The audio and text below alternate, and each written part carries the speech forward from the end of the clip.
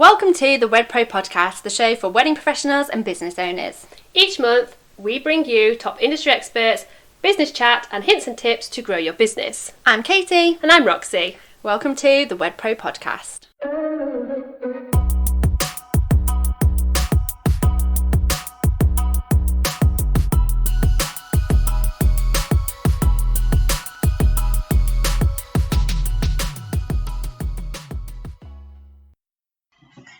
Everyone, welcome to the Wed Pro Podcast. I'm Roxy. And I'm Katie. And we help wedding businesses smash their biz goals. Today, we'll be talking all about blogging. Yeah, we're really excited to get into this topic because so many people struggle with this, whether it's figuring out what to write about, how to write something useful, and then there's people who just feel like they're kind of bad at writing and feel that they can't write blog posts altogether, really. Yeah. In the show notes, we're going to include two things. We'll include a blog that we actually wrote all about how to come up with blog posts for your audience. And secondly, we'll share our membership where you'll get expert copywriters ghostwriting blogs for you, ready for you to just add your brand voice and examples to. So if you're stuck at all about any of that, those are definitely going to remove that block for you. The first thing I would say about blogging, and this is something that I would find more difficult than you, I think, Katie, I think that's fair to say, is that it's not something that you need to stress over or you need to overthink. We're going to give you lots of tips and insights today about how you can really get to grips with your blog without too much worry at all. I know, and that's one of the things really that you hear a lot as wedding business owners, probably especially. Oh, it's something that you need to be doing. You need to have a blog. And today we'll talk about why that's helpful to you and really demystifying that thing. So one of the first kind of myths to debunk really is that you don't need to have a huge audience to have a blog. That's one of the first things that people kind of think, that they need to have kind of like hundreds of people visiting their website, and that's not the case at all. It's actually one of the reasons why you should have a blog, to be able to build up that audience and traffic to your site. Sometimes we hear, and this is touching especially on what you've just said, Roxy, that people might not feel confident in their writing skills and don't start one. And I suppose with you, one of the probably tips that you'll probably say is that practice makes perfect, right? 100,000,000%. And I think, like anything in your business, practice makes perfect. Like from down to social media, to any kind of marketing, it takes a while to get in your flow, and that's absolutely fine. If you've got to start from scratch, there's nothing wrong with that at all. Yeah. We all have to start from somewhere. And that's one of the reasons why you do want to start a blog, to encourage traffic to your website. And then we'll look at converting traffic in a minute. But quite often that we do hear that people don't feel confident in their own writing, but you don't need to be a best-selling author in order to have a blog. You just need to be confident at communicating, and that's all blogging is. It doesn't need to be writing. It doesn't need to be writing a novel. You're not up for any kind of prizes at all. It's just about communicating. And it's about showcasing and sharing information in a nice, casual way. Basically giving your ideal clients information and knowledge about things that you know about that they would like to know about. Yeah, and also the feeling that you might need to post every day stops people from blogging. And when it comes to business blogging, that just isn't the case at all. You don't need masses of content being published on a daily or even weekly basis. As long as maybe once a month you generate a blog, and once a month is better than nothing ever at all. I think it's a case of, and it's the same with what you were saying about, you don't have to have a massive, list of people that are reading it. Quality over quantity. 100%. Once a month, every month is great, and it's a great starting block as well. And we'll look at word count and stuff a little bit later. But blogging is an amazing platform for you to be able to get your stuff out there and to drive audiences to you. And we see it every day on our website, twizzingglobal.com, that the blogs are still really powerful marketing tools. One of our blogs brings in more traffic than actually our homepage.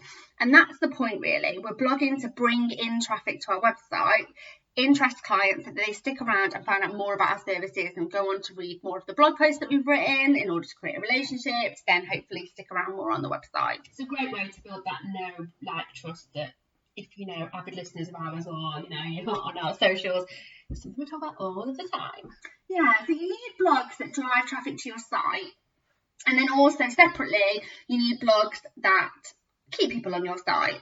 And one mistake that we see wedding pros make is that they blog about amazing information, you know, really good quality articles that people will really appreciate and be amazed by when they come across. But it might actually not be the sort of stuff that they're searching for on Google. So if they don't know your website, if they don't know your business already, it's the stuff that people want are searching for on Google and other search engines that really make for great blog articles. So let's say you're a celebrant in Suffolk, wanting to attract couples within that area. I'm going to want blogs about getting married in Suffolk, my favourite venues in Suffolk, what's it like to be a celebrant in Suffolk. And this is what we find that wedding businesses miss sometimes, because we find them being informative about loads and loads of stuff, but then they forget about what they need to do to drive traffic over to their website, that geographical traffic, because most people in the wedding business, they've got kind of a geographical limit as to where, you know, your ideal client lives, etc. So those geographical terms are really, really important. So yeah, next, let's go and talk a little bit about blog strategy. It's obviously important to have a really good variety of blog posts. It's going to get boring for you and your couples if all you talk about is venues in your areas and top tips for getting married at a certain place. Plus, it's not great for SEO, search engine optimization, either.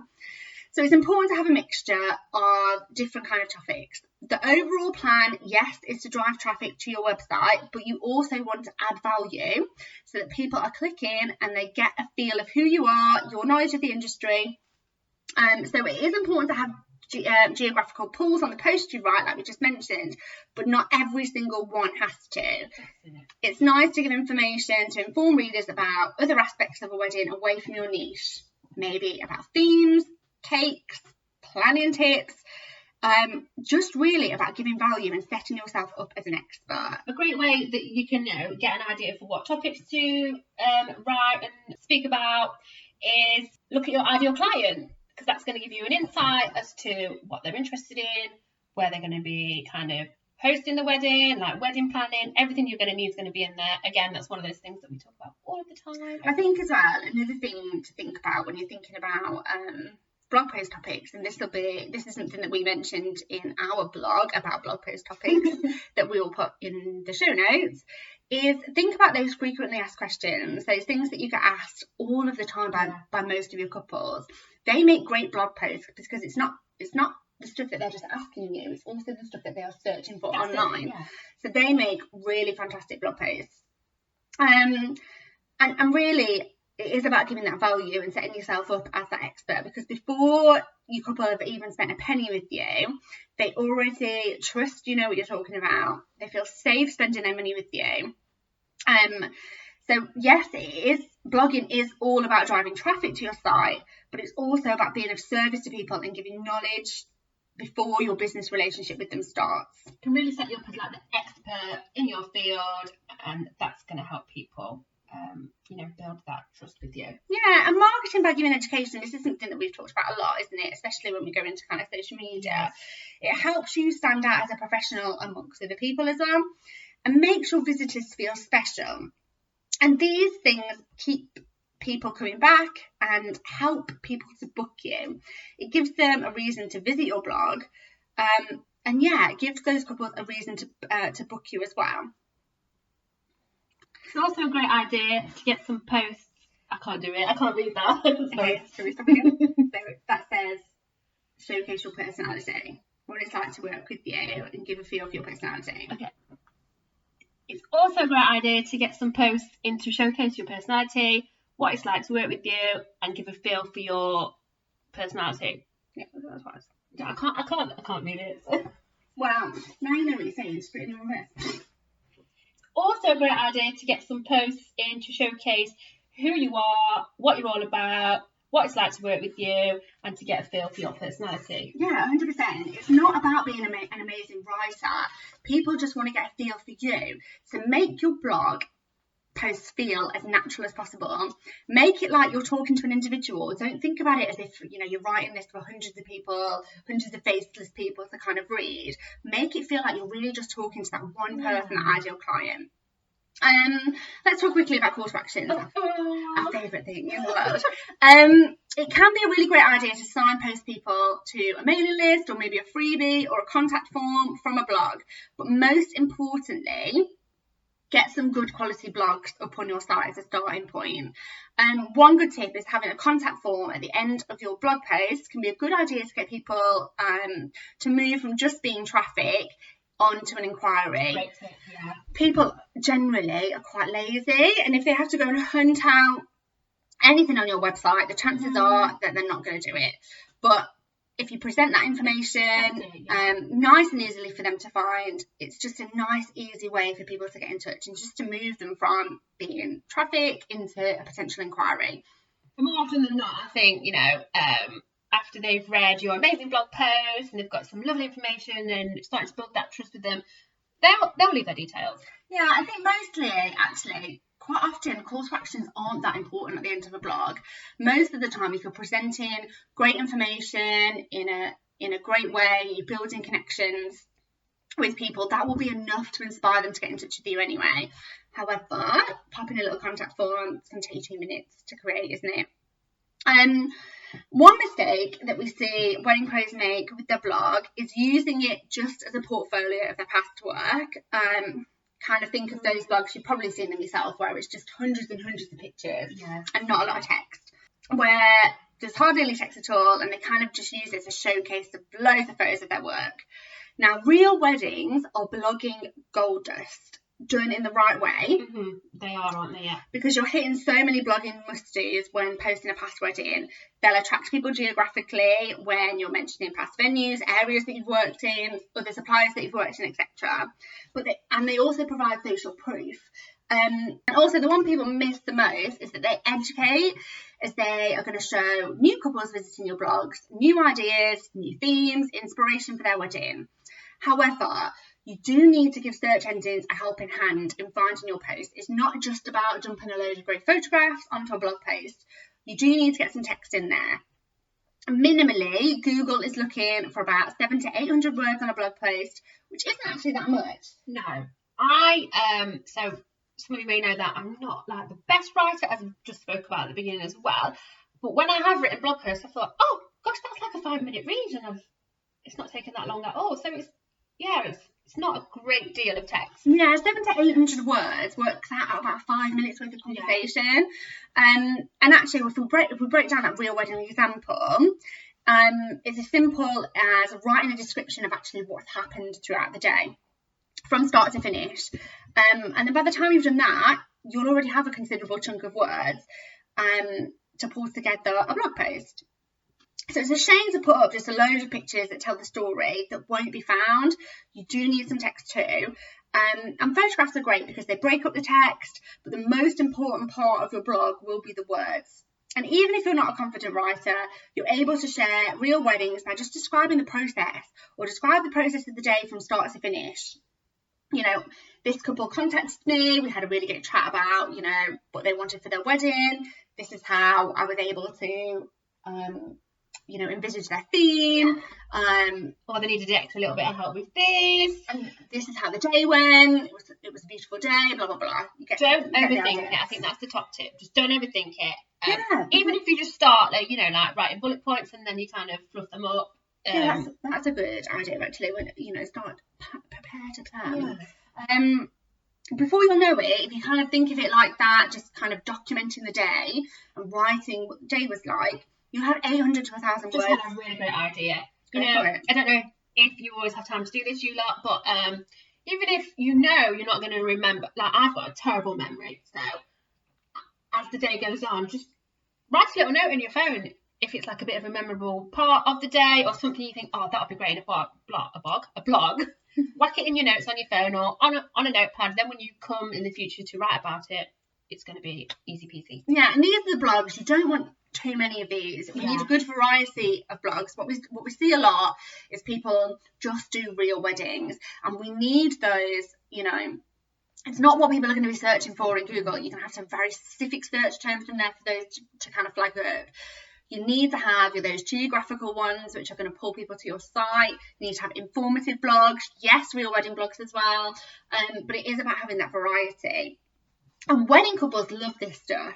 They love reading about couples who've been there before them, how they started the process of planning, and they love to retain information on weddings too. And also be a little bit nosy. Yeah. And that brings us to kind of our top tips for blogging.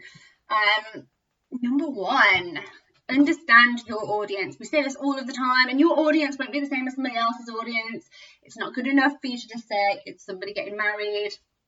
Think about the kind of language that they use, what their interests are, all about, your ideal client here. Yeah. And we do say it a lot, but it is vital and it does pay off. It really, really does. And once you've got the ideal client kind of mapped out, things like this become a lot easier, don't they? 100%. And part of this will be, understanding your audience, understanding what they like to read, understand what they're Googling as well, because that's where you want to be showing up to be able to pull that traffic in of people that don't already know about your blog. And that's what we want to do. We want to get new people, new traffic to your site, so that then you'll be able to convert them on your site. Be at one with your ideal client. 100%. Tip number 2, build an email list. Now, this is something that, again, we talk about quite a lot. Aside from your blog, Facebook and Instagram, start building an email list. Even if you don't know what to say yet, once you have new content, you'll be able to promote your new content straight away to the list that you've already pre-built. Yeah, and you won't need to rely on just Google rankings alone either, or just Facebook, or just Instagram. You'll have audience ready there that have signed up because they want to hear from you. Want to hear it. Use a simple call to action. We spoke about this before, whether it's just a contact form or asking them to share your blog post on Facebook or Twitter. Don't make anything too difficult. Yeah, nothing too complicated, and they will more likely than not leave their details for you. Yeah, nextly, another one that we love. Yeah, be consistent. It's really easy to lose your audience from blogging. There's a lot of competition out there. So make sure you consistently blog. A study recently by HubSpot shows that over a 2-month time span, businesses that posted once a week added subscribers at double the rate as those who added content once a month. So kind of just have a think about how often it is you're going to blog post. We're coming up to the end of Q4 now. Have a think about next year. What are the key dates in the calendar next year? How often am I going to post? Yeah. What does your diary look like? Most posts you can schedule in advance. I know for our blog, we can schedule that in advance as well. So some of the time I'll write 2 or 3 and they'll be there scheduled to go out, at times. Very good with your batch blogging. Able to go out at times where I'm busy at other parts of the business, but they're there, serving our audience, sharing our knowledge, bringing in traffic, doing its job, and I don't have to physically be in front of the laptop doing that anymore. So being organised and consistent is like key for this. Yeah. Don't put too much pressure on. Look at all the things that Kate just spoke about and make sure that you plan and you give yourself enough time to create the content that you want to create. And consistent does not mean every day. Yeah, it doesn't, no. Same as what we say on social. It doesn't mean every day. It just means, once a month. Like we said, once a month is better than none a month. So yeah. Nextly, don't be afraid to give away your knowledge. And this is something that we see too many bloggers doing, holding back information for fear that the competition are going to copy their ideas and their trade secrets. Concentrate on your intended audience and create relationships with them, and forget about the other people. They're not going to be able to copy you fully anyway, and if they are, they're probably not serving their ideal client, and there's only one of you are individual. Let you do you and let everyone get on with whatever they're going to get on with, because they're going to do that anyway regardless. 100%.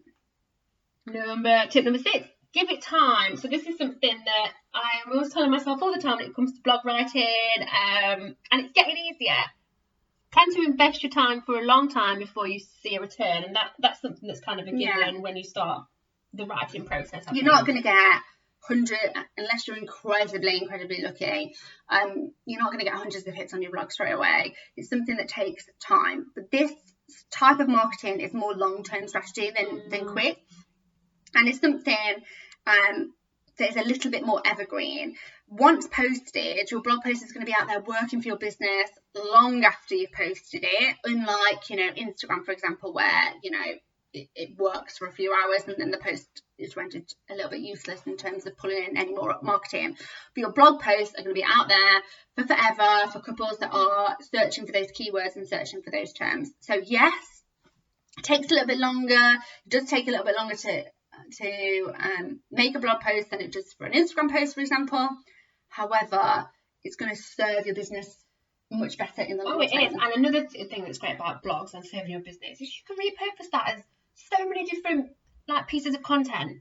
100%. You know, you can split up a blog post into like 10, 12 different points of social. Easy. And then, you know, you can use that for your stories. You can use that to make like carousel posts. Just, it is a really, really good way of creating content. Then you can repurpose it in the future.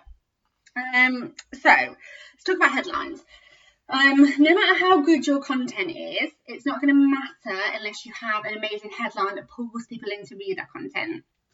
People get kind of a split second to decide whether they're going to click on your post, and your headline is what's going to help them decide. So keep your headline simple, useful and short. You know, you'll have seen other people do it like 3 reasons why, something compelling, you know, 3 reasons why you need a wedding planner. 4 mistakes to avoid, this. Something that's really going to pull people in. Keep it short. Nothing, you know, no one wants a headline that goes on for days and days. I struggle with a headline because I overthink it, and that is all I do is overthink it. I think it's got a bit like, oh, there's pressure to get this right, but keep it short, keep it simple, informative, and it's there then. Okay, so lastly, and the most important one is be yourself when you're creating these blog posts. Don't worry about using big or posh or professional words that aren't you. You've got to write in your tone of voice that's correct for your business. And by being you're going to enjoy the process more anyway. Use natural emotion, be yourself, and you'll connect better with your audience anyway. And then by the time that they come to meet you, they'll feel like they know you already, and, you know, they might reference the blog post that you've written and say, oh yeah, I read that on your post. That happens to us all the time, actually, when I'm doing, or like when we're doing social media audits and stuff. Loads of you kind of reference, say, oh, you know, I've read that in your blog, and it's a great conversation starter. 100%, and it makes people feel that they're getting to know you, so that it just removes that barrier, really. And that's it. Hopefully we've demystified blogging for you in a nice, short and sweet kind of way. No, bells and whistles on it. And inspired you to start your own blogs or to put more focus on it if you already do have a blog. So inside of the show notes, we'll include those links that we mentioned earlier to help you when it comes to writing your own blog posts. So yeah, thanks guys for listening. Thanks, guys. And we'll see you next time. See you soon. Bye. Welcome to the Wed Pro Podcast, the show for wedding professionals and business owners. Each month, we bring you top industry experts, business chat and hints and tips to grow your business.